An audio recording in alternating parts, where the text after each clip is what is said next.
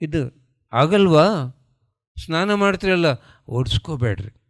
ಆ ಬಾತ್ರೂಮಲ್ಲಿ ನೆನೆದು ದೇಹದಿಂದ ಧ್ಯಾನ ಮಾಡಿದರೆ ಆರ ಶುದ್ಧವಾಗಿರುತ್ತೆ. ಲಿಮಿಟೆಡ್ ಟೈಮಲ್ಲಿ ಹೈಯೆಸ್ಟ್ ಎನರ್ಜಿ ನಾವು ಹೊಂದ್ಬೋದು. ಋಷಿಗಳು ಕಾಡಲ್ಲಿ ನದಿ ಒಳಗೆ ಇಲ್ಲಿವರೆಗೂ ಕೂತ್ಕೊಂಡು ಧ್ಯಾನ ಮಾಡ್ತಾರೆ. ನಾವು ಬಾತ್ರೂಮಲ್ಲಿ ಮಾಡ್ಬೋದು, ನಮಗೇನು ನಿಯಮ ಏನಿಲ್ಲ. ಎಂಥ ಪ್ಲೇಸ್ ಅಂತ. ಮಲ್ಕೊಳ್ಳೋಕ್ಕೆ ಮುಂಚೆ ಧ್ಯಾನ, ಎದ್ದೋಳಿದ ಮೇಲೆ ಧ್ಯಾನ, ಸ್ನಾನ ಆದಮೇಲೆ ಧ್ಯಾನ. ನಾವು ಪತ್ರಿಸಾರ ಜೊತೆಗೆ ಮಂತ್ರಾಲಯ ಹೋಗಿದ್ವಿ. ಬೆಳಿಗ್ಗೆ 2 ಗಂಟೆಗೆ, ಅರ್ಲಿ ಮಾರ್ನಿಂಗ್ 2 o'clock. ಈ ಮುಂಡಿನವರೆಗೆ ನೀರಿತ್ತು, ತುಂಗಭದ್ರ. ನದಿಯಲ್ಲಿ ಹೋಗೋಣ ಅಂತ ಹೋಗ್ತಾಯಿದ್ವಿ. ನಾನು ಸಾರ್ ಬಗಲಿಗೆ ನಡೀತಾ ಇದ್ದೀನಿ. ಸ್ವಲ್ಪ ದೂರ ಆದಮೇಲೆ ಸಾರಿಗೆ ಕೂತ್ಕೊಂಡ್ಬಿಟ್ರು. ಏನು ಪ್ರೇಮ್ನಾಥ್, ನಿನಗೆ ಅರಿವೇ ಇಲ್ಲ ನೋಡಿ, ನಾನು ಬಿದ್ದೋಗಿದ್ದೀನಿ, ಕೈ ಹಿಡ್ಕೊ ಅಂದರು. ನನ್ನ ಕೂಡಿಸ್ಬಿಟ್ರು. ಇಲ್ಲಿವರೆಗೆ ನೀರು, ಎಲ್ಲರೂ ಕೂತ್ಕೊಳ್ಳ್ರಿ, ತುಂಗಭದ್ರಾ ನದಿ, ಬೆಳಿಗ್ಗೆ 2 ಗಂಟೆಗೆ ಇಲ್ಲಿವರೆಗೆ ನೀರು. ಧ್ಯಾನ ಮಾಡಿರಿ. ಅಲ್ಲಿ ಏನಿದೆ, ಕ್ರೋಕಡೈಲ್ಸ್ ಇದಾವೆ ಅಂತ ಬೋರ್ಡ್ ಇದೆ. ಏನ್ರಿ ಮಾಡಿಸಿದ್ರು. 2 ತಾಸು ಧ್ಯಾನ, ಇಲ್ಲಿವರೆಗೆ ನೀರು. ಪ್ರಾಕ್ಟಿಕಲ್. ಮತ್ತು ಬಾತ್ರೂಮಲ್ಲಿ 10 ನಿಮಿಷ ಧ್ಯಾನ ಮಾಡ್ಬೋದಲ್ಲ. ಓಶೋ ಅವರು ಇಡೀ ರಾತ್ರಿ ಶವರ್ ಕಡೆ ಕೂತ್ಕೊಂಡು ಧ್ಯಾನ ಮಾಡ್ತಾಯಿದ್ದಾರೆ, ಓವರ್ ಟ್ಯಾಂಕ್ ಖಾಲಿ. ನಾವು ಹೆಡ್ ಬಾತ್ ಮಾಡಿದರೆ ಧ್ಯಾನ ಮಾಡ್ಬೋದು, ಹೌದಾ ಅಲ್ವಾ? ಎಷ್ಟು ಲಾಭ. Limited time, highest energy. ಯಾವುದು ಕೆಲಸ ಮಾಡಿದ್ರೇನು ಧ್ಯಾನ ಮಾಡಿ ಕೆಲಸ ಮೊದಲಿಡಬೇಕು. ನಾವೊಂದು ಯಾವುದನ್ನು ಆರಂಭ ಮಾಡ್ತೀವಲ್ಲ, ವ್ರತ, ಒಂದು ಓಪನಿಂಗ್ ಸೆರೆಮನಿ, ಯಾವ ಪೂಜೆಯಿಂದ ಮೊದಲಿಡ್ತೀವಿ ರೀ? ವಿಘ್ನೇಶ್ವರ ಪೂಜೆ. ಯಾಕೆ? ವಿಘ್ನಗಳು ಬರಬಾರ್ದು ಅಂತ. ವಿಘ್ನಗಳು ಬರೋಕ್ಕೆ ಕಾರಣ ಏನು ಕಾರಣ? ಯದ್ಭಾವಂ ತದ್ಭವತಿ. ನಮ್ಮ ನೆಗೆಟಿವ್ ಯೋಚನೆ ನಮಗೆ ವಿಘ್ನ. ಏನು ಯದ್ಭಾವಂ ತದ್ಭವತಿ ಅಂದರೆ, ನಾವು ಏನು ಅನ್ಕೊಂಡರೆ ಅದು ಆಗತ್ತೆ, ನಾವು ಏನು ಅನ್ಕೊಂಡ್ರೆ ಅದು ಸಿಗತ್ತೆ. ನನ್ನ ಸೊಸೆ ಬದಲಾವಣೆ ಆಗಲ್ಲ, ನಾನು ಫೇಲ್ ಆಗ್ತೀನಿ, ನನ್ನ ಹಣೆ ಬರ ಇಷ್ಟೇ. ಇದೇ ವಿಘ್ನ, ಈ ಯೋಚನೆ ವಿಘ್ನ. ಮತ್ತು ಈ ವಿಘ್ನ ಹೋಗ್ಬೇಕಂದ್ರೆ ಒಂದು ಗೊಂಬೆ ಇಟ್ಟು ಫೋಟೋ ಇಟ್ಟು ಪೂಜೆ ಮಾಡಿದರೆ ಹೋಗುತ್ತೆ ಯೋಚನೆ? ಹೋಗುತ್ತೆ?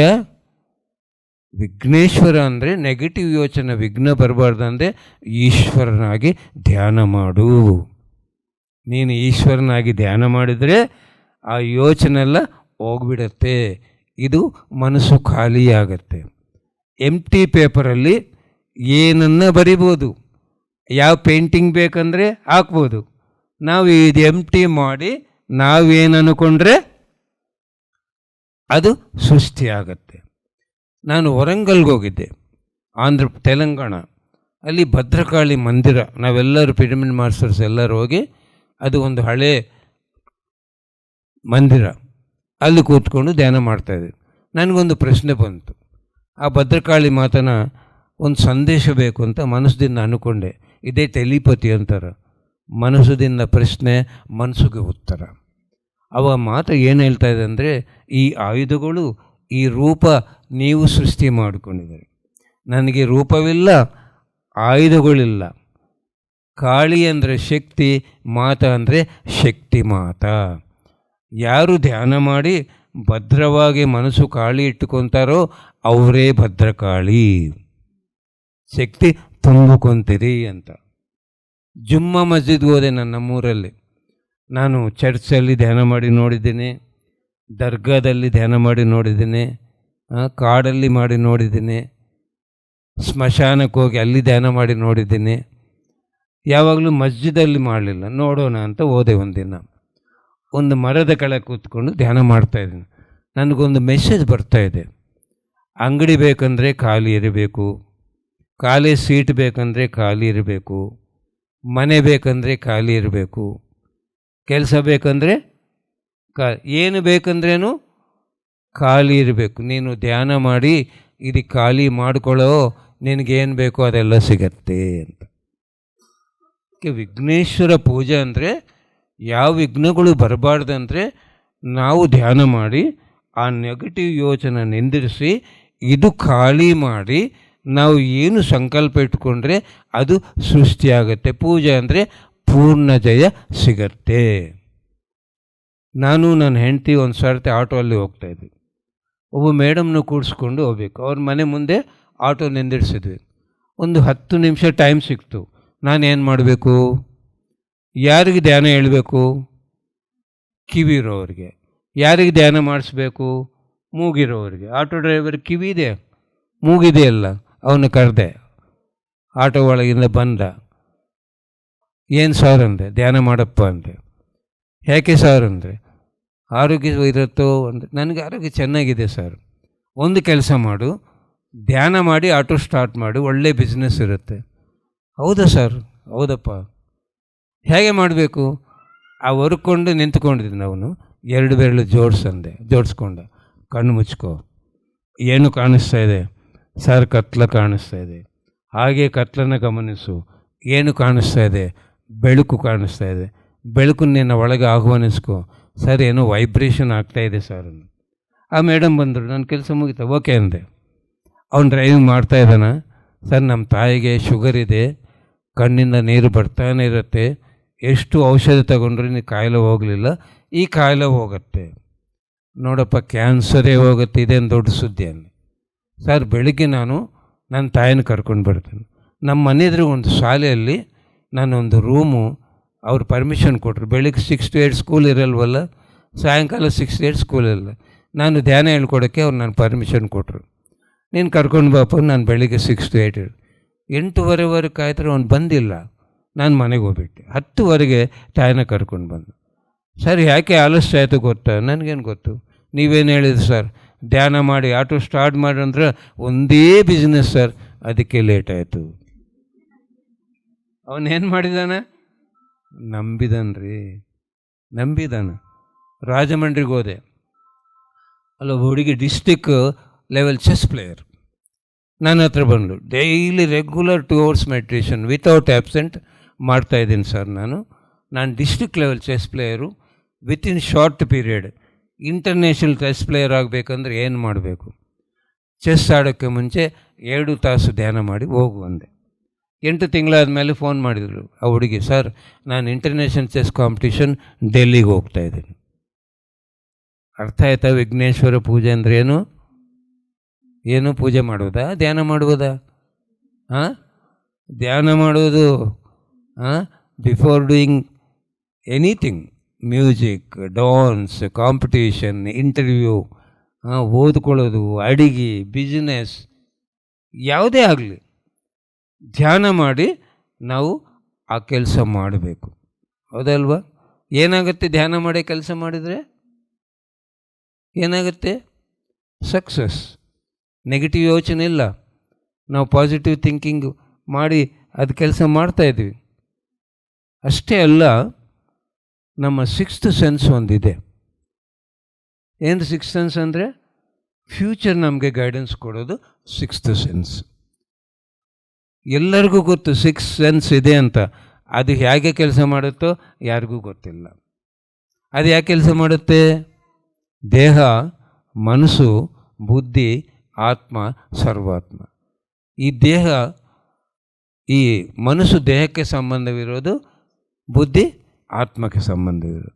ಮನಸ್ಸು ಮಾನವ ಶಕ್ತಿಯಿಂದ ಕೆಲಸ ಮಾಡುತ್ತೆ, ಬುದ್ಧಿ ದೈವ ಶಕ್ತಿಯಿಂದ ಕೆಲಸ. ಮನಸ್ಸು 5 ಸೆನ್ಸಸ್ದಿಂದ ಕೆಲಸ ಮಾಡುತ್ತೆ, ಬುದ್ಧಿ 6th ಸೆನ್ಸಿಂದ ಕೆಲಸ ಮಾಡುತ್ತೆ. ಈ ದೇಹ ಮನಸ್ಸು ಒಂದಾದರೆ ಏನಂತಾರೆ? ಕರ್ಮಯೋಗ.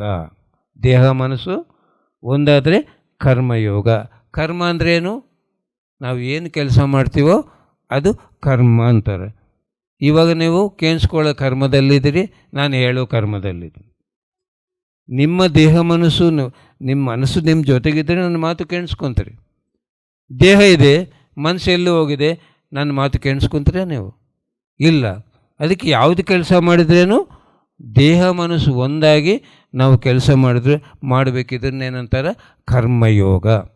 ನಾಳೆ ಎಕ್ಸಾಮ್ ಇದೆ, ಅವನು ಓದ್ತಾ ಇದ್ದಾನೆ, ದೇಹ ಮನಸ್ಸು ಒಂದಾಗಿ ಟೋಟಲ್ ಇನ್ವಾಲ್ವ್ಮೆಂಟ್ ಆಗಿ ಮಾಡ್ತಾ ಇದ್ದಾನೆ. ಅವಾಗೇನಾಯಿತು, ಮನಸ್ಸು ನಿಂತೋಯ್ತು. ಯಾವಾಗ ಮನಸ್ಸು ನಿಂತೋಗುತ್ತೋ ಬುದ್ಧಿ ಕೆಲಸ ಮಾಡುತ್ತೆ. ಇದು 5 ಸೆನ್ಸಸ್ ನಿಂತೋಯ್ತಾ, ಈ ಆತ್ಮ ಈ ಬುದ್ಧಿದಿಂದ ಈ ಕ್ವಶನ್ ಬರುತ್ತೋ ಓದ್ಕೊಳ್ಳೋ ಅಂತ 6th ಸೆನ್ಸ್ ಇಂಟ್ಯೂಷನ್ ಕೊಡುತ್ತದೆ. ಯಾವುದೇ ಕೆಲಸ ಮಾಡಿದ್ರೇನು ಧ್ಯಾನ ಮಾಡಿದರೆ ಏನು ಲಾಭ ಅಂದರೆ ಇದು ಲಾಭ, ಸಕ್ಸಸ್. ಇಂಟ್ಯೂಷನ್ ಬರುತ್ತೆ. ಬಿಸ್ನೆಸ್ ಮಾಡೋರಿಗೆ ಇವನಿಗೆ ಸಾಲ ಕೊಡಬೇಡ, ಈ ಬಿಸ್ನೆಸ್ ಮಾಡಬೇಡ, ಇವತ್ತು ಪರ್ಚೇಸ್ ಮಾಡಬೇಡ, ಇದು ಸೇಲ್ ಮಾಡಬೇಡ. ಒಬ್ಬ ವ್ಯವಸಾಯ ಮಾಡೋವನಿಗೆ, ರೈತನಿಗೆ ಇವತ್ತು ಬೀಜ ಹಾಕಬೇಡ, ಮಳೆ ಬರಲ್ಲ, ಈ ಬೀಜ ಹಾಕಿದರೆ ನನಗೆ ಲಾಭ ಬರಲ್ಲ. ಈ ಭಗವಂತ ತ್ರಿಲೋಕ ಜ್ಞಾನಿ ಇದು ಖಾಲಿ ಇದ್ದರೆ ನಮಗೆ ಮೆಸೇಜ್ ಕೊಡ್ತಾನೆ ರೀ. ನಾವಿಲ್ಲಿ ಖಾಲಿ ಇಟ್ಕೊಳ್ಳಲ್ಲ, ಇಲ್ಲಿಂದ ನಾವು ಮೆಸೇಜ್ ತಗೋಬೇಕಂದ್ರೆ ನೋಡಿದರೆ ಧ್ಯಾನದಿಂದ ಏನು ಲಾಭವಿಲ್ಲ. ಯಾವುದೇ ಕೆಲಸ ಮಾಡಿದ್ರೇನು ಧ್ಯಾನ ಮಾಡಿದರೆ ಏನು ಅದ್ಭುತ. ಕಾನ್ಸಂಟ್ರೇಷನ್ ಎಷ್ಟು ಹೆಚ್ಚಿಗೆ ಇಂಪ್ರೂವ್ಮೆಂಟ್ ಆಗುತ್ತೆ, ಎಷ್ಟು ಶಕ್ತಿನ ಬೆಳೆಸ್ಕೊತೀವಿ, ಇನ್ವಾಲ್ವ್ಮೆಂಟ್ ಆಗ್ತೀವಿ, ಹೌದಲ್ವಾ? ಇದು ಸಿಂಪಲ್. ಇದೆಲ್ಲ ಜೀವನ ನಾವು ಅದ್ಭುತವಾಗಿ ನಾವು ಜೀವನ ಮಾಡ್ಬೋದು. ಅದಕ್ಕೆ ಈ ಕಣ್ಣುಗಳಿರೋದು ಪ್ರಕೃತಿನ ನೋಡಿ ಶಕ್ತಿನ ಬೆಳೆಸ್ಕೊಳ್ಳೋಕ್ಕೆ. ಕಣ್ಣು ಮುಚ್ಚಿದರೆ ಉಳಿಸ್ಕೊತೀವಿ. ಈ ಕಿವಿಗಳಿರೋದು ಸಂಗೀತ ಕೇಳಿಸ್ಕೊಂಡ್ರೆ ಮನಸ್ಸಿಗೆ ಆನಂದ, ಜ್ಞಾನ ಕೇಳಿಸ್ಕೊಂಡ್ರೆ ಆತ್ಮ. ಅಡುಗೆ ಮಾಡುವಾಗ ಕಿವಿಗಳಿಗೇನು ಕೆಲಸ ಇಲ್ಲ, ಜ್ಞಾನ ಸಂಗೀತ ಕೇಳಿಸ್ಕೊಂತ, ಆಡಿಯೋ ಬುಕ್ಸು ದಿನಾಲು ಒಂದು ಪುಸ್ತಕ ನಾವು ಕೇಳಿಸ್ಕೋಬೋದು. ಟೈಮ್ ವೇಸ್ಟ್ ಮಾಡಬೇಕಾ ಇಲ್ಲ ರೀ. ಏನು ಕೇಳಿಸ್ಕೋಬಾರ್ದು ಅದು ಕೇಳಿಸ್ಕೋಬಾರ್ದು. ನಿಮ್ಮ ಮನೆಗೆ ಯಾರನ್ನು ಬರ್ತಾರೆ, ಫ್ರೆಂಡ್ಸು ರಿಲೇಟಿವ್ಸು, ಅವ್ರಿಗೆ ಜ್ಞಾನವಿಲ್ಲ, ಅವ್ರು ಏನು ಮಾತಾಡ್ತಾರೆ, ಒಂದು ಮಾತೇನ ಉಪಯೋಗವಿದೆ ಅವ್ರು ಮಾತಾಡೋದು. ಅವ್ರ ಸ್ಟೋರಿ, ಊರಿನ ಸ್ಟೋರಿ ಎಲ್ಲ ಹೇಳ್ತಾ ಇರ್ತಾರೆ. ನಾವು ಕೇಳಿಸ್ಕೋಬೇಕಾ? ಮತ್ತು ಏನು ಮಾಡಬೇಕು? ಅವ್ರು ಬಂದರೆ ನಾವು ಕೇಳಿಸ್ಕೋಬಾರ್ದಂದ್ರೆ ಏನನ್ನ ಇದೆಯಾ ಮಾರ್ಗ? ಅವರು ಒಂದು ಮಾತು ಏನನ್ನ ಮಾತಾಡಿದ್ರೆ ನಾವು 100 ಮಾತು ಆ ಎಕ್ಸ್ಪೀರಿಯನ್ಸು, ಆ ಪುಸ್ತಕ, ಈ ಧ್ಯಾನ ಹೇಳ್ತಾನೇ ಇರಬೇಕು. ಓಡೋದ್ರೇನು ಲಾಭ, ಬದಲಾವಣೆ ಆದ್ರೇನು ಲಾಭ. ಸಾಯಿಸ್ಬಿಡ್ತಾನಪ್ಪೋ ಧ್ಯಾನ ಅಂತ ಅವನು ಮನೆಗೆ ಬರಲ್ಲ. ಫೋನ್ ಮಾತಾಡ್ತಿದ್ರೆ ನಾವೇನು ಮಾತಾಡಬೇಕು, ಇದೇ ಮಾತಾಡ್ತಾ ಇರಬೇಕು. ಅವ್ನು ಮಾತಾಡೋಕ್ಕೆ ಬಿಡಬೇಡ್ರಿ, ಮತ್ತೆ ಫೋನ್ ಮಾಡಲ್ಲ. ಇದೆಯಲ್ವ ಮಾರ್ಗ? ನಾನು ಪ್ರಚಾರ ಮಾಡುವಾಗ ಅವಾಗ ಟ್ರೈನ್ ಬಸ್ಸಲ್ಲಿ ಹೋಗ್ತಾಯಿದ್ದೆ. ನನ್ನ ಬಗಲಿಗೆ ಯಾರನ್ನು ಕೂತ್ಕೊತಾರಲ್ಲ ಪ್ಯಾಸೆಂಜರ್, ನಾನೇನು ಮಾಡ್ತೀನಿ, ಅವನ ಕಿವಿರುತ್ತೆ, ಮೂಗಿರುತ್ತೆ, ನನಗೆ ಬಾಯಿ ಇದೆ. ಏನು ಮಾಡಬೇಕು ನಾನು? ಹೇಳ್ಬೇಕಲ್ವ? ಧ್ಯಾನ ಹೇಳ್ತೀನಿ. ಒಬ್ಬೊಬ್ಬನು ಮಾಡ್ತಾನೆ, ಒಬ್ಬೊಬ್ಬನು ಮಾಡಲ್ಲ. ಅವನೇನು ಮಾಡ್ತಾನೆ, ಅವನು ಸ್ಟಾರ್ಟ್ ಮಾಡ್ತಾನೆ, ನಾನು ಕಣ್ಣು ಮುಚ್ಕೊಂಡು ಧ್ಯಾನ ಮಾಡ್ತಾಯಿರ್ತಾನೆ. ನಾನು ಮುಚ್ಕೊಂಡ್ರೆ ಅವನೇನು ಮಾತಾಡ್ತಾನೆ, ನಾನು ಅವನ ಮಾತು ಕೇಳಬೇಕಾ? ಇದೆಲ್ಲ ನಾವು ಅಬ್ಸರ್ವ್ ಮಾಡಬೇಕು ರೀ. ಸುಮ್ಮನೆ ಏನೋ ಧ್ಯಾನ ಮಾಡ್ತಾಯಿದ್ವಿ, ಹೋಗ್ತಾಯಿದ್ವಿ, ಬರ್ತಾಯಿದ್ವಿ, ಏನು ಲಾಭ ಇದೆ? ಆ ಶಕ್ತಿನ ಹೇಗೆ ಉಳಿಸ್ಕೋಬೇಕು, ಆ ಶಕ್ತಿನ ಹೇಗೆ ಉಪಯೋಗಿಸ್ಕೋಬೇಕು, ಇದು ಯಾಕೆ ಖಾಲಿ ಇರಬೇಕು, ನಾವು ಏನು ಇಲ್ಲಿ ಹಾಕಬೇಕು ಬೀಜ, ಇದೆಲ್ಲ ತಿಳ್ಕೊಂಡ್ರೆ ಏನಾಗುತ್ತೆ, ಜೀವನ ಏನಾಗುತ್ತೆ, ಸ್ವರ್ಗವಾಗತ್ತೆ, ಸಕ್ಸಸ್ ಆಗುತ್ತೆ. ಭಗವದ್ಗೀತೆ ಏನು ಹೇಳುತ್ತೆ ಅಂದರೆ, ಒಬ್ಬ ಯೋಗಿ ರಾತ್ರಿನ ಹಗಲು ಮಾಡಬೇಕಂತ ಹೇಳುತ್ತೆ. ಏನು ಹೇಳುತ್ತೆ? ರಾತ್ರಿ ಹಗಲು ಮಾಡಬೇಕಂದ್ರೆ ಲೈಟ್ ಹಾಕೋದಲ್ಲ, ರಾತ್ರಿ ಆಧ್ಯಾತ್ಮಿಕ ಜೀವನ ಅಂತ, ಸಾಂಗತ್ಯ ಧ್ಯಾನ. ಪತ್ರಿ ಸರ್ ಹೇಳ್ತಾಯಿದ್ರು, ಎಷ್ಟು ಹೆಚ್ಚಿಗೆ ಚಾಲೆಂಜಸ್ ಇರ್ತಾವೋ, ಎಷ್ಟು ಹೆಚ್ಚಿಗೆ ಫೇಲ್ಯೂರ್ಸ್ ಇರ್ತಾವೋ, ಅವರು ಅಷ್ಟು ವೇಗವಾಗಿ ಅವರ ಆತ್ಮ ಉನ್ನತಿ ಆಗುತ್ತೆ. ಹೆಚ್ಚಿಗೆ ಚಾಲೆಂಜಸ್, ಹೆಚ್ಚಿಗೆ ಫೇಲ್ಯೂರ್ಸ್. ಈ ಭೂಮಿ ಮೇಲೆ ಯಾರಿಗೆ ಹೆಚ್ಚಿಗೆ ಚಾಲೆಂಜಸ್, ಫೇಲ್ಯೂರ್ಸು? ಯಾರಿಗೆ? ನಿಮಗೆ, ಮಹಿಳೆಯರಿಗೆ. ಹೌದಲ್ಲ? ನಮಗಿದೆಯಾ? ನಮಗೇನಿಲ್ಲ ರೀ. ಚಾಲೆಂಜಸ್ ಫೇಲ್ಯೂರ್ಸ್ ಯಾರಿಗೆ? ನಿಮಗೆ. ಮದುವೆಗೆ ಮುಂಚೆ ತೆಲುಗುದಲ್ಲಿ ಏನು ಹೇಳ್ತಾರೆ? ಈಡಪಿಲ್ಲ ಅಂತಾರೆ. ಮದುವೆಗೆ ಮುಂಚೆ ಈಡಪಿಲ್ಲ, ಮದುವೆ ಆದಮೇಲೆ ಆಡಪಿಲ್ಲ. ಹೌದಲ್ವ? ಗೊತ್ತಾಯ್ತಾ? ಈಡಪಿಲ್ಲ ಆಡಪಿಲ್ಲ. ಮದುವೆ ಮುಂಚೆ ಜೀವನ ಆಗಿರುತ್ತೆ ನಿಮ್ಮದು, ಆನಂದ ಪ್ರೀತಿ. ಮದುವೆ ಆದಮೇಲೆ ಇನ್ನೊಮ್ಮೆ ಬೇರೆ ಮನೆಗೆ ಹೋಗ್ಬೇಕು, ಅವರು ಫುಡ್ಡು ಹ್ಯಾಬಿಟ್ಸ್ ಬೇರೆ, ನೀವು ಅದೇ ತಿನ್ನಬೇಕು, ಅವ್ರಿಗೇನು ಬೇಕೋ ಅಡುಗೆ ಮಾಡಬೇಕು. ಜೀವನ ಕೊನೆವರೆಗೆ ಚಾಲೆಂಜ್ ಫೇಲ್ಯೂರ್. ನಮಗಿಲ್ಲ, ನಮ್ಮ ಹ್ಯಾಪಿ. ನಿಮಗೆ ಚಾಲೆಂಜು, ನಿಮಗೆ ಫೇಲ್ಯೂರ್. ಬೆಳಿಗ್ಗೆ 6 ಗಂಟೆಗೆ ಎದ್ದೊಳ್ಬೇಕು. ತವ್ರ ಮನೆಯಲ್ಲಿದ್ದರೆ ಎಷ್ಟು ಗಂಟೆಗೆ ಎದ್ದೊಳ್ತೀರಿ? 6ಗೆ ಆರಾಮಾಗಿ ಮಲ್ಕೊತೀರಿ. ಜೀವನ ಕೊನೆವರೆಗೆ ಚಾಲೆಂಜ್, ಜೀವನ ಕೊನೆವರೆಗೆ ಫೇಲ್ಯೂರ್. ಹೌದಾ? ತಿಂಗಳ 3 ದಿನ ಪೀರಿಯಡ್ಸ್. ಅದು ನಮಗೆ ವರನ ಶಾಪನ? ಹೇಳ್ರಿ. ಯಾರನ್ನ ಪ್ರೀತಿಸ್ತಾ ಇದ್ರೆ, ಇಷ್ಟಪಡ್ತಾ ಇದ್ರೆ? ಹೇಳ್ರಿ. ಇಲ್ಲ ರೀ, ಇಷ್ಟ ಇಲ್ಲ, ಪ್ರೀತಿ ಇಲ್ಲ. ಆ 3 ದಿನ ಏನು ನಡೆಯುತ್ತೆ ಜ್ಞಾನವಿಲ್ಲ. ಒಬ್ಬ ಹುಡುಗಿ ಮೆಚ್ಯೂರಾದರೆ ದೇವಿ ಮಾಡಿ ಕೂಡಿಸ್ತಾರೆ. ಈ ತಿಂಗಳದಿಂದ ತಿಂಗಳ 3 ದಿನ ನಿನ್ನ ಒಳಗೆ ದಿವ್ಯಶಕ್ತಿ ಪ್ರವೇಶವಾಗಿದೆ, ನೀನು ದೇವಿಯಾಗಿದ್ದೀ. ಹೌದಲ್ವಾ? ಮತ್ತು ನೀವು ಯಾರನ್ನಾದರೆ ಆವಾಗಿದೆಯಾ ಅಂದರೆ ಆ ಹುಡುಗಿಗೆ ಅನ್ನಿಸ್ತದೆ ಇದು ಕರೆಕ್ಟ್ ಅಲ್ಲೇನು, ನನ್ನ ಫ್ರೀಡಮ್ ಹೋಯ್ತೇನೋ ಅಂತ ನೆಗೆಟಿವ್ ಸೃಷ್ಟಿ ಆಯಿತು. ನೋಡಿ, ವಿಷ ಹಾಕ್ಬಿಡ್ತೀವಿ ನಾವು. ನಮ್ಮ ಮಾತು ವಿಷ ಬೀಜ. ಅದು ಅರಿವಿರಬೇಕು ಮಾತಾಡೋಕ್ಕೆ ಮುಂಚೆ ಇದರಿಂದ ಏನು ಆಗ್ತಾ ಇದೆ ಅಂತ. ಹೌದಲ್ವ? ಓ ಒಳ್ಳೆಯದಾಯಿತು, ತಿಂಗಳ ನಿನ್ನ ಒಳಗೆ ದಿವ್ಯಶಕ್ತಿ ಪ್ರವೇಶವಾಗ್ತಾ ಇದೆ, ನೀನು ದೇವಿ ಆಗಿದ್ದೀ, ಇದು ಒಂದು ಬಹುಮಾನ ಅಂತ ಹೇಳಬೇಕು ನಾವು. ಆ 3 ದಿನ ನಿಮಗೇನಾಗುತ್ತೆ ಅಂದರೆ ಎಲ್ಲ ಬಾಡಿ ಪೇನ್ಸ್, ಹೌದಲ್ವ, ಎಮೋಷನ್ಸ್, ದುಃಖ, ಏನೇನು ಭಯ, ಎಮೋಷನ್ಸ್ ಅಂದರೆ ಒಳಗಿರೋ ದೇಹದ ಶುದ್ಧಿ, ಚಿತ್ತಶುದ್ಧಿ. ಕಾಯೋಪಾಸನ ಚಿತ್ತೋಪಾಸನ ನ್ಯಾಚುರಲಿ ನಡೀತಾ ಇದೆ. ಅದಕ್ಕೆ ಆ 3 ದಿನ ಎಲ್ಲಿ ಹೋಗಬಾರ್ದು, ಮನೆಯಲ್ಲಿ ಇರಬೇಕಂತ ಯಾಕೆ ಹೇಳ್ತಾ ಇದ್ದಾರೆ ದೊಡ್ಡವರು? ನಿಮಗೆ ವಿಶ್ರಾಂತಿ ಬೇಕು, ದೇಹಕ್ಕೆ ಆ ಟೈಮಲ್ಲಿ ವಿಶ್ರಾಂತಿ ಕೊಡಬೇಕು. ಅದು ಸಿಸ್ಟಮ್ ಇದೆ ನ್ಯಾಚುರಲಿ. ಅಷ್ಟೇ ಅಲ್ಲ, ಅವಾಗ ಈ ಪ್ಯಾಡ್ಸು ಏನಿಲ್ಲ ರೀ, ಅನುಕೂಲ ಇಲ್ಲ. ಹೊರಗೆ ಹೋಗಿದ್ರೆ ಭಾಳ ತೊಂದರೆ ಆಗ್ತಾಯಿತ್ತು. ಅದೇನೋ ಒಂದು ಕನ್ವೀನಿಯೆಂಟ್ ಸಿಸ್ಟಮ್ಗಾಗಿಟ್ಟಿದ್ದಾರೆ. ಅಷ್ಟೇ ಆಗಲಿ, ಮದುವೆ ಹೋಗ್ಬಾರ್ದು, ದೇವಸ್ಥಾನಕ್ಕೆ ಹೋಗ್ಬಾರ್ದು, ಇದು ಏನಿಲ್ಲ. ಅದು ಒಂದು ನ್ಯಾಚುರಲ್ ಸಿಸ್ಟಮ್. ಹೌದಲ್ವ? ದೇವಸ್ಥಾನದಲ್ಲಿ ಎಷ್ಟು ಹೆಂಗಸರು ಕೆಲಸ ಮಾಡ್ತಾ ಇರ್ತಾರಲ್ಲ, ಕ್ಲೀನಿಂಗ್ ಮಾಡೋದು. ಅವ್ರಿಗೆ 3 ದಿನ ರಜೆ ಕೊಡ್ತಾರೆ ಗೌರ್ಮೆಂಟು. ಅವ್ರಿಗೇನ ಶಾಪ ಆಗುತ್ತೆ, ನಿಮ್ಗೇನೇನು ತೊಂದರೆ ಆಗುತ್ತೆ, ಏನಾಗುತ್ತೆ? ಮದುವೆ ಮಾಡೋ ಕೆಲಸ ಮಾಡೋರಿಗೆ ಹೆಂಗಸರು ಎಷ್ಟು ಜನ ಮಾಡ್ತಾ ಇರ್ತಾರೆ. ಅದೇನಿಲ್ಲ ರೀ, that is not the thing. Rest ಬೇಕು ಅಂತ ದೊಡ್ಡವ್ರು ಇಟ್ಟಿದ್ದಾರೆ. ಅಷ್ಟೇ ಆಗಲಿ, ಅದು ಏನೋ ಪೋಸ್ಟ್ಪೋನ್ ಮಾಡ್ಕೊಳ್ಳೋಕ್ಕೆ ನೀವೆಲ್ಲ ಔಷಧ ತಗೊಂಡ್ರೆ ಅದು ದೊಡ್ಡ ಪಾಪ ಆಗುತ್ತೆ.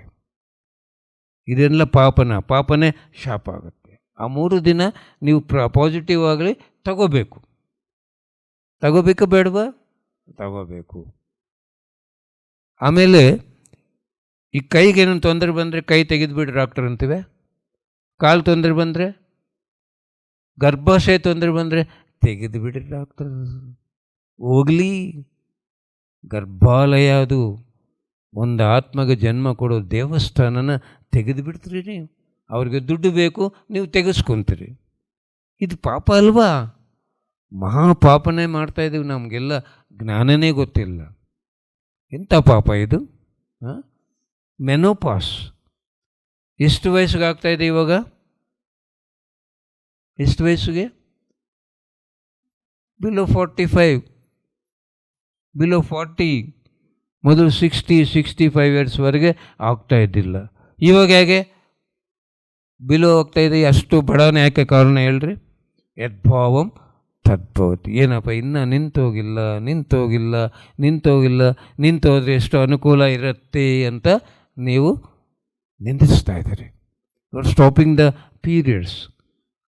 ಆ 3 ದಿನ ನಿಮ್ಮ ಒಳಗೆ ಪ್ರವೇಶವ ಶಕ್ತಿ ತಿಂಗಳೆಲ್ಲ ಕೆಲಸ ಮಾಡಿದ್ರೆ ಸುಸ್ತಾಗಲ್ಲ. ಮೆನೋಪಾಸ್ ಆಗಿರೋರನ್ನ ಯಾರನ್ನ ಕೇಳ್ರಿ, ಆ ಡಿಫ್ರೆನ್ಸ್ ಏನೋ ಗೊತ್ತಾಗತ್ತೆ. ಅದಕ್ಕೆ ನಾವೇನು ಮಾಡಬೇಕು, ಯೋಚನೆ ಬದಲಾಯಿಸ್ಕೋಬೇಕು, ಕ್ಷಮ ಕೇಳ್ಕೋಬೇಕು. ಆ ಕ್ಷಮ ಕೇಳಿಕೊಂಡು ನಾವು ಯೋಚನೆ ಬದಲಾಯಿಸ್ಕೊಂಡ್ರೆ ಅದು ಬದಲಾವಣೆ ಆಗುತ್ತೆ. ಭಾವನಾ ಅಂತ ಕತ್ರಿಗುಪ್ಪದಲ್ಲಿ ಒಬ್ಬರು ಮೇಡಮ್ ಇದ್ದರು, ಇವಾಗ ಜಯನಗರಲ್ಲಿದ್ದಾರೆ. ಆ ಮೇಡಮ್ಗೆ 5 days ಪೀರಿಯಡ್ಸ್ ಅಂದರೆ ನರಕ. ಕಾಲು ಕೈ ಹಿಡ್ಕೊಳ್ಳುತ್ತೆ, ಹೊಟ್ಟೆ ನೋವು, ಸತ್ತೋಗ್ಬೇಕಂತ ಅಷ್ಟು ಪ್ರಾಬ್ಲಮ್ ಆಗುತ್ತೆ, ಭಯ ಆಗುತ್ತೆ. ಡೇಟ್ ಬಂದರೆ ಭಯ ಆಗುತ್ತೆ. ಆ ಮೇಡಮ್ಗೆ ಯಾರೋ ಹೇಳಿದ್ದಾರೆ, ಫ್ಲವರ್ ಗ್ಯಾಲಾಕ್ಟಿಕ್ ಪ್ಲಾನೆಟ್ ಅಂತ ಒಂದು ಲೋಕ ಇದೆ, ನೀನು ಆಸ್ಟ್ರಲ್ ಟ್ರಾವೆಲ್ ಮಾಡಿ ಆ ಲೋಕಕ್ಕೆ ಹೋದರೆ ಅವ್ರು ನಿನಗೆ ಗೈಡೆನ್ಸ್ ಕೊಡ್ತಾರೆ.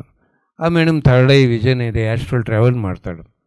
ಧ್ಯಾನ ಮಾಡಿ ಸಂಕಲ್ಪ ಇಟ್ಕೊಂಡು ಆ ಲೋಕಕ್ಕೆ ಹೋದರೆ ಅಲ್ಲಿ ಸೆಕ್ಯೂರಿಟಿ ಗಾರ್ಡ್ ಇರ್ತಾರೆ ಒಂದೊಂದು ಲೋಕಕ್ಕೆ, ಎಲ್ಲರನ್ನ ಕಳಿಸೋಲ್ಲ, ನೀನು ಒಳಗೆ ಬರಬಾರ್ದು ಅಂತ ಹೇಳ್ತಾರೆ. ಯಾಕೆ ಅಂದರೆ ನಾವು ಪೀರಿಯಡ್ಸ್ ಟೈಮಲ್ಲಿ ನಿಮ್ಮ ಒಳಗೆ ಪ್ರವೇಶವಾಗಿ ದೇಹ ಶುದ್ಧಿ ಚಿತ್ತಶುದ್ಧಿ ಮಾಡ್ತೀವಿ. ನೀವು ಬೈಕೊಂತ ಇರ್ತೀರಿ, ನಮಗೆ ನೋವು ಆಗುತ್ತೆ, ಆ ನೋವೇ ನಿಮಗೆ ನೋವು ಕೊಡುತ್ತೆ. ನೋಡಿದರೆ ಗೊತ್ತಿಲ್ಲ, ಕೋಟಾನುಕೋಟಿ ಪ್ರಕೃತಿ ದೇವತೆಗಳು ಕೆಲಸ ಮಾಡ್ತಾರೆ ನಮ್ಮ ದೇಹದೊಳಗೆ. ಆ ಪೀರಿಯಡ್ಸ್ ಟೈಮ್ ಮೇಲೆ ನಿಮ್ಮ ಒಳಗೆ ಕೆಲಸ ಮಾಡ್ತಾರೆ, ಒಳ್ಳೇದು ಮಾಡ್ತಾರೆ ಅವರು. ಅಲ್ಲಿ ಸಾಷ್ಟಾಂಗ ನಮಸ್ಕಾರ ಮಾಡಿ ಕ್ಷಮ ಕೇಳ್ಕೊಂಡಿದ್ದಾರೆ, ಕ್ಷಮಿಸ್ರಿ ನನಗೆ ಜ್ಞಾನವಿಲ್ಲ ಅಂತ. ಅವರು ಓಕೆ, ಈ ತಿಂಗಳಿಂದ ನಿನಗೆ ಈ ಪ್ರಾಬ್ಲಮ್ ಇರಲ್ಲ ಅಂತ ಹೇಳಿದ್ದಾರೆ. ನಿನಗೆ ಏನು ಬೇಕು ಅಂದರೆ ನಿಮ್ಮ ಜೊತೆಗೆ ಧ್ಯಾನ ಮಾಡಬೇಕು, ಮಧ್ಯದಲ್ಲಿ ಕೂಡಿಸಿ ಧ್ಯಾನ ಮಾಡಿಸಿದ್ದಾರೆ. ಈ ತಿಂಗಳದೆಲ್ಲ ಇನ್ನು ಪ್ರಾಬ್ಲಮ್ ಇರಲ್ಲ. ಇನ್ನೇನು ಬೇಕಂದರೆ ಈ ಮೆನೋಪಾಸ್ ನಾನು ಯಾವಾಗ ಬೇಕು ಆವಾಗಲ್ಲ, ನನ್ನ ಆತ್ಮಗೆ ಯಾವಾಗ ಬೇಕು, ನೀವು ಯಾವಾಗ ನಿರ್ಣಯ ಅಷ್ಟುವರೆಗೆ ಆಗಬಾರ್ದು. ನಿನಗೆ 58 yearsವರೆಗೆ ಮೆನೋಪಾಸ್ ಆಗಲ್ಲ ಅಂತ ಹೇಳಿದ್ದಾರೆ. ಆ ತಿಂಗಳದಿಂದ ಆ ಮೇಡಮ್ಗೆ ಪ್ರಾಬ್ಲಮ್ ಇಲ್ಲ ರೀ. ನೋಡಿದರೆ ಕ್ಷಮ ಕೇಳ್ಕೊಂಡಿದ್ದಾಳೆ.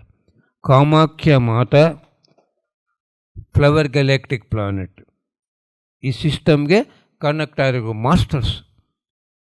ನೀವೇನು ಮಾಡ್ತೀರಿ ಗೊತ್ತಿಲ್ಲ. ಅದಕ್ಕೆ ನೀವು ಕ್ಷಮ ಕೇಳ್ಕೋಬೇಕು. ಕ್ಷಮ ಕೇಳಿಕೊಂಡು ಒಪ್ಪಿಕೋಬೇಕು, ಇದು ವರ, ಇದು ಶಾಪ ಅಲ್ಲ, ನಾನು ಸ್ವೀಕಾರ ಮಾಡ್ತಾಯಿದ್ದೀನಿ ಅಂತ ಒಪ್ಪಿಕೋಬೇಕು. ಸ್ತ್ರೀ ಅಂದರೆ ಏನು? ಶಕ್ತಿ ಸ್ವರೂಪಿಣಿ, ಪ್ರಕೃತಿ ಅಂತ ಹೇಳ್ತಾರೆ ಸ್ತ್ರೀನ. ಪುರುಷರಿಗೆ ಹೇಳಲ್ರಿ. ಪುರುಷನೇನಂತಾರೆ ತೆಲುಗುದಲ್ಲಿ ಏನಂತ ಹೇಳಿ ಗೊತ್ತಾ? ಮಗ ಪುರುಗು ಅಂತಾರೆ, ಒಂದು ಕ್ರಿಮಿ ಅಂತ ಹೇಳ್ತಾರೆ. ನಮ್ಮನ್ನೇನಂತಾರ್ರಿ? ಕ್ರಿಮಿ. ನೀವೇನು ಶಕ್ತಿ ಸ್ವರೂಪಿಣಿ, ಪ್ರಕೃತಿ. ಯಾಕೆ? ಸಹಜ ಗುಣಗಳಿರ್ತಾವ ನಮಗಿಲ್ಲ, ನ್ಯಾಚುರಲ್ ಕ್ವಾಲಿಟೀಸ್ ಇಲ್ಲ. ನಿಮ್ಮ ಉದ್ಧಾರ ಅನಾಹತ ಚಕ್ರದಿಂದ ಆಗತ್ತೆ, ನಮ್ಮ ಉದ್ಧಾರ ಮೂಲಾಧಾರದಿಂದ ಆಗತ್ತೆ. ಏನು ಮೂಲಾಧಾರ ಅಂದರೆ? ತಮೋಗುಣ, ಕುಡಿಯೋದು, ಕೆಲಸ ಮಾಡಲ್ಲ, ಹೆಂಡತಿನ ಮಕ್ಕಳನ್ನ ಹೊಡೆಯೋದು, ಇದು ಪುರುಷರು ಮಾಡೋ ಕೆಲಸನೇ ಅಲ್ಲ. ಸ್ವಾಧಿಷ್ಠಾನ ಅಂದರೆ ಸ್ವಾರ್ಥ. ಅವನ ಸ್ವಾರ್ಥಕ್ಕೆ ಮರ್ಡರ್ ಮಾಡ್ತಾನೆ, ಏನನ್ನ ಮಾಡ್ತಾನೆ ಅವನು. ಆಮೇಲೆ ಮಣಿಪೂರಕ್ಕಂದರೆ ಅಹಂಕಾರ. ಪುರುಷರಿಗೆ ಇವೆಲ್ಲ ಇರೋದು. ನಿಮ್ಮ ಜನ್ಮ ಎಂಥ ಭಾಗ್ಯ! ಆತ್ಮ ಉದ್ಧಾರಕ್ಕೆ ಅನಾಹುತದಿಂದ ನಿಮ್ಮ ಉದ್ಧಾರವಾಗುತ್ತೆ. ಸಹಜ ಗುಣಗಳಿದ್ದಾವೆ ನಮಗಿದಾವೆ ಗುಣಗಳು ಇಲ್ಲ ರೀ. ಆ ಪ್ರೀತಿ ಇಲ್ಲ, ಸಹನೆ ಇಲ್ಲ, ಏನೇನಿಲ್ಲ ನಮಗೆ. ನಿಮ್ಗೆ ಎಷ್ಟು ಸಹಜ ಗುಣಗಳಿದಾವೆ. ಬೆಳಿಗ್ಗೆ ಎದ್ದೊಳ್ಬೇಕು, ಮಕ್ಕಳನ್ನ ಎಬ್ಬಿಸಬೇಕು, ಅವ್ರನ್ನ ಸ್ನಾನ ಮಾಡಿಸ್ಬೇಕು, ಅಡುಗೆ ಮಾಡಬೇಕು, ಕ್ಯಾರೇಜ್ ಮಾಡಬೇಕು, ಇಡೀ ಸಂಸಾರ ನೋಡ್ಕೋಬೇಕು. ಏನು ಮಾಮೂಲು ವಿಷಯವ? ಒಂದು ದಿನ ನಮಗೆ ಬಿಟ್ಟಿದ್ರೆ ಮುಗಿದೋಯ್ತು ನಮ್ಮ ಕೆಲಸ. ಕಾಫಿ ಮಾಡೋಕ್ಕೆ ಬರೋಲ್ಲ ನಮಗೆ. ಎಷ್ಟು ಕೆಲಸ ಮಾಡ್ತೀರಿ? ಮಾಮೂಲು ವಿಷಯವ ಇದು? ಏನು ಅದ್ಭುತ! ಎಷ್ಟು ಸಹನೆ! ಇದೆಲ್ಲ ಮಾಡೋಕ್ಕೆ ಸಹನೆ ಇದೀವಲ್ವ? Natural quality. ಊಟ ಕಡಿಮೆ ಇದ್ದರೆ ನೀವು ಸುಳ್ಳು ಹೇಳ್ತೀರಿ ನಾನು ತಿಂದಿದ್ದೀನಿ ಅಂತ. ಇಲ್ಲಾಂದರೆ ಹಸಿವಿಲ್ಲ ಆಮೇಲೆ ತಿಂತೀನಿ ಅಂತ ಮಕ್ಕಳಿಗೆ ಗಂಡಗೆ ಎಷ್ಟು ಪ್ರೀತಿ ಇದನ್ನು ತಿನ್ನಿಸ್ತೀರಿ. ನಾವೇನೋ ನೋಡ್ತೀವಿ, ತಿಂದುಬಿಡ್ತೀವಿ ಅಷ್ಟೇ, ನಮಗೆ ನಿಮ್ಮ ಮೇಲೆ ಗಮನನೇ ಇರಲ್ಲ. ಎಂಥ ಒಳ್ಳೆ ಪ್ರೀತಿ ತೋರಿಸ್ತೀರಿ ನೀವು. ಯಾವಾಗ ಗಂಡ ಮನೆ ಬರ್ತಾನ, ಮಕ್ಕಳು ಬರ್ತಾರ, ಅವ್ರಿಗೆ ಬಿಸಿ ಬಿಸಿ ಮಾಡಿ ತಿನ್ನಿಸೋಣ, ಪ್ರೀತಿ ಕೊಡೋಣ. ಏನು ಸಹಜ ಗುಣ ರೀ, ಏನು ಅದ್ಭುತವಲ್ಲ ಸ್ತ್ರೀ ಜನ್ಮ. ಇದೆಲ್ಲ ನಾವು ನಿಮಗೆ ಗೊತ್ತಿಲ್ಲ, ಒಪ್ಪಿಕೊಳ್ತಾ ಇಲ್ಲ. ಆ ಡೆಲಿವರಿ ಟೈಮ್ ಸಾಯೋದು ವಾಸ ಅನ್ನಿಸ್ತದೆ ನಿಮಗೆ. ಆ ಅನುಭವ ನಮ್ಗೆ ಗೊತ್ತಿಲ್ಲ, ನಿಮಗೆ ಗೊತ್ತು. ಆ ಪೈನ್, ಡೆಲಿವರಿ ಪೈನ್. ಆದ್ರೇನು ನೀವು ಸ್ವೀಕಾರ ಮಾಡ್ತೀರಿ. ಯಾಕೆ? ಒಬ್ಬ ಭಗವಂತನ ಭೂಮಿ ಮೇಲೆ ಜನ್ಮ ಕೊಡೋಕ್ಕೆ. ಮಾಮೂಲು ವಿಷಯವಲ್ರಿ. ಆ ಡೆಲಿವರಿ ಟೈಮಲ್ಲಿ ಡಾಕ್ಟರ್ ನೀನನ್ನು ಉಳಿತಿ, ನಿನ್ನ ಮಗುವನ್ನು ಉಳಿತೀನಿ ಅಂತ ನೀವೇನು ಹೇಳ್ತೀರಿ? ನನ್ನ ಪ್ರಾಣ ಹೋದರೇನು, ನನ್ನ ಮಗು ಉಳಿಬೇಕು. ಆ ಪ್ರಾಣ ತ್ಯಾಗೋ ಗುಣ ಎಲ್ಲಿದೆ? ನಿಮಗೆ ಇದೆ. ಈ ಗುಣಗಳೆಲ್ಲ ಒಪ್ಪಿಕೊಂಡ್ರೆ ನೀವು ಚಾಲೆಂಜಸ್ ತಗೊಂಡು ಬಂದಿದ್ರಿ, ಈ ಫೇಲ್ಯೂರ್ಸ್ ನೀವೇ ತಗೊಂಡು ಬಂದಿದ್ರಿ. ಯಾಕೆ? ಆತ್ಮ ಉದ್ಧಾರಕ್ಕೆ ಸ್ತ್ರೀ ಜನ್ಮ ಉನ್ನತವಾದ ಜನ್ಮ. ಅತಿ ವೇಗವಾಗಿ ಆತ್ಮ ಉದ್ಧಾರ ಆಗಬೇಕಂದ್ರೆ ಯಾವ ಜನ್ಮ ತಗೋಬೇಕು? ಸ್ತ್ರೀ ಜನ್ಮ ತಗೋಬೇಕು. ಅದಕ್ಕೆ ನೀವು ಸ್ತ್ರೀ ಜನ್ಮ ತಗೊಂಡು ನಿಮ್ಮ ಇಷ್ಟದಿಂದನೇ ಬಂದಿದ್ರಿ, ಯಾರೂ ನಿಮ್ಮನ್ನು ಕಳಿಸ್ಲಿಲ್ಲ. ಆ ಹುಟ್ಟುವಾಗ ನನ್ನ ರೂಪ ಹೇಗಿರಬೇಕು, ನನ್ನ ಬಣ್ಣ ಹೇಗಿರಬೇಕು, ನನ್ನ ಆಕಾರ ಹೇಗಿರಬೇಕು ಅಂತ ನೀವೇ ಬೇಡ್ಕೊಂಡು ಬಂದಿದ್ರಿ. ಕನ್ನಡಿ ನೋಡ್ತೀರಿ, ನಿಮ್ಮ ರೂಪನ ಬೈಕೊಂತೀರಿ, ಏನು ರೂಪಪ್ಪ ಇದು, ಏನು ಬಣ್ಣ ಅಂತ. ಈ ರೂಪ ಶಾಶ್ವತವಲ್ಲರಿ, ಆತ್ಮದ ಸ್ವರೂಪ ಶಾಶ್ವತ. ಯಾವುದು ಶಾಶ್ವತ? ಆತ್ಮದ ಸ್ವರೂಪ. ನಾವು ಒಪ್ಪಿಕೋಬೇಕು, ಆ್ಯಕ್ಸೆಪ್ಟ್ ಮಾಡಬೇಕು. ಮಾಡಿದರೆ ಇದೇನು ಲೆಕ್ಕ ಇಲ್ಲ, ಯಾವಾಗನ್ನ ಇದು ಬದಲಾವಣೆ ಆಗಿಬಿಡುತ್ತೆ. ಪರ್ಮನೆಂಟ್ ರೂಪ, ಬಣ್ಣ ಇಲ್ಲ ರೀ. ಇದೆಲ್ಲ ಗೊತ್ತಿಲ್ಲ, ನೀವು ಸ್ವೀಕರಿಸಬೇಕು. ಕೊನೆ ಏನಂದರೆ, ಸ್ತ್ರೀ ಅಂದರೆ, ಪುರುಷ ಅಂದರೆ ದೇಹವಲ್ಲ, ಹೌದಲ್ವಾ? ಆತ್ಮ ಈ ದೇಹನ ಬಿಟ್ಟಿದ್ದರೆ ಅದಕ್ಕೆ ಸ್ತ್ರೀ ಇಲ್ಲ, ಪುರುಷ ಇಲ್ಲ. ಒಂದು ಸಾರಿ ಸ್ತ್ರೀ ದೇಹದ ಒಳಗೆ ಪ್ರವೇಶವಾಗುತ್ತೆ, ಇನ್ನೊಂದು ಸಾರ್ತಿ ಪುರುಷದ ದೇಹದ ಒಳಗೆ ಪ್ರವೇಶವ.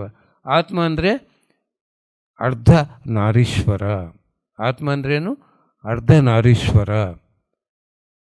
ಸ್ತ್ರೀ ತತ್ವ ಇರುತ್ತೆ, ಪುರುಷ ತತ್ವ ಇರುತ್ತೆ. 100 ಜನ್ಮ ಸ್ತ್ರೀ ಜನ್ಮ ತಗೊಂಡಿದ್ದೀವಿ, 100 ಜನ್ಮ ಪುರುಷ ಜನ್ಮ ತಗೊಂಡಿದ್ದೀವಿ. 2 ಸ್ಥಿತಿಗಳಿರೋದೇ ಅರ್ಧನಾರೀಶ್ವರ. ಮಹಿಳೆಯರಿಗೆ 51% ಸ್ತ್ರೀ ತತ್ವ ಇರುತ್ತೆ, 49% ಪುರುಷ ತತ್ವ ಇರುತ್ತೆ. 50-50 ಬ್ಯಾಲೆನ್ಸ್ ಮಾಡ್ಕೋಬೇಕಂದ್ರೆ ನಿಮ್ಮ ಜನ್ಮನ ನೀವು ಒಪ್ಪಿಕೊಂಡು ಪ್ರೀತಿಸ್ಕೋಬೇಕು. ನಿಮ್ಮ ರೂಪ ಹೇಗಿದ್ರೇನು ಏನು ನೀವು ಪ್ರೀತಿಸಿಕೊಂಡು ಒಪ್ಪಿಕೋಬೇಕು. ಅಷ್ಟೇ ಅಲ್ಲ, ನೀವೇನು ಮಾಡ್ತೀರಿ? ನಿಮ್ಮನ್ನ ಬೈಕೊಂತೀರಿ, ಪುರುಷನ ಬೈತೀರಿ, ಎಂಥ ಗಂಡಸರಪ್ಪ ಅಂತ. ನಿಮ್ಮನ್ನ ಇಷ್ಟಪಡ್ತಾ ಇಲ್ಲ, ಗಂಡಸರನ್ನ ಇಷ್ಟಪಡಲ್ಲ. ಮತ್ತು ಅದು ಕರೆಕ್ಟಾ? ಸೃಷ್ಟಿಯಲ್ಲಿ ಇಬ್ಬರು ಸೇರಿದರೆ ಸೃಷ್ಟಿ. ಪುರುಷರಿಗೆ ಫಿಸಿಕಲ್ ಕೆಪಾಸಿಟಿ ಇರುತ್ತೆ, ಅದು ನ್ಯಾಚುರಲಿ. ಎಲ್ಲರೂ ಪುರುಷರ ಕೆಲಸ ಸ್ತ್ರೀ ಮಾಡೋಕ್ಕಾಗಲ್ಲ. ಇದು ಒಪ್ಪಿಕೊಂಡು ನೀವು, ಹೌದು ಪುರುಷರು, ನಾನು ಪುರುಷನಾಗಿದೆ ಎಷ್ಟೋ 100 ಜನ್ಮ, ಪುರುಷರು ಕರೆಕ್ಟ್ ಇದ್ದಾರೆ ಅಂತ ನೀವು ಒಪ್ಪಿಕೊಂಡ್ರೆ 50-50 ಬ್ಯಾಲೆನ್ಸ್ ಅರ್ಧನಾರೀಶ್ವರ ಆಗ್ತದೆ. ಪುರುಷರಿಗೆ 51% ಪುರುಷ ತತ್ವ, 49% ಸ್ತ್ರೀ ತತ್ವ ಇರುತ್ತೆ. ಈ ಅಹಂಕಾರ ಬಿಟ್ಟು ಪುರುಷ ಆ ಸ್ತ್ರೀಯರಿಗೆ ಏನು ಬೇಕು ಆ ಪ್ರೀತಿ ಕೊಡಬೇಕು. ಏನೋ ಅನಾರೋಗ್ಯ ಇದೆ, ಕೆಲಸ ಮಾಡೋಕ್ಕಾಗಲ್ಲ, ಅವಾಗ ಏನು ಮಾಡಬೇಕು? ಅಡುಗೆ ಮಾಡಬಾರ್ದ, ಕಸ ಗೂಡಿಸ್ಬಾರ್ದ? ಗಂಡಸರು ಮಾಡೋ ಕೆಲಸಗಳು ಅಲ್ವಾ ಇವು? ಹೋಟ್ಲಲ್ಲಿ ಯಾರು ಮಾಡ್ತಾರೆ ಅಡುಗೆ? ಹೆಂಗಸರು ಮಾಡ್ತಾರ? ನಮ್ಮ ಪ್ರೋಗ್ರಾಮಲ್ಲಿ ಯಾರು ಮಾಡ್ತಾರೆ? ಮನೆಯಲ್ಲಿ ಮಾಡಬಾರ್ದ? ಆ ಪ್ರೀತಿ ಕೊಡಬಾರ್ದ? ಹೆಂಡತಿ ಗಂಡ ಅಂದರೆ ಹೇಗಿರಬೇಕು? ಸ್ನೇಹಿತರಾಗಿರಬೇಕು, ಹೌದಲ್ವ? ಸ್ನೇಹಿತರು ಹೇಗಿರ್ತಾರೆ? ಯಾರಿಗೆ ಏನು ಹೆಲ್ಪ್ ಬೇಕು ಅವ್ರಿಗೆ ಆನಂದ ಕೊಡೋದು, ನಾವು ಆನಂದ ಕೊಡ್ತಾ ಇರೋರೇ. ಇದು ಅರ್ಧನಾರೀಶ್ವರ. ಅರ್ಥ ಆಯ್ತಾ? ಒಪ್ಪಿಕೊಂತೀರಾ ಸ್ತ್ರೀ ತತ್ವನ? Thank you. PMC Kannada channel ಅನ್ನು ಲೈಕ್ ಮಾಡಿ, ಶೇರ್ ಮಾಡಿ, ಸಬ್ಸ್ಕ್ರೈಬ್ ಮಾಡಿ ಮತ್ತು ಮಾಡಿಸಿ. ಎಲ್ಲರಿಗೂ ಧನ್ಯವಾದಗಳು.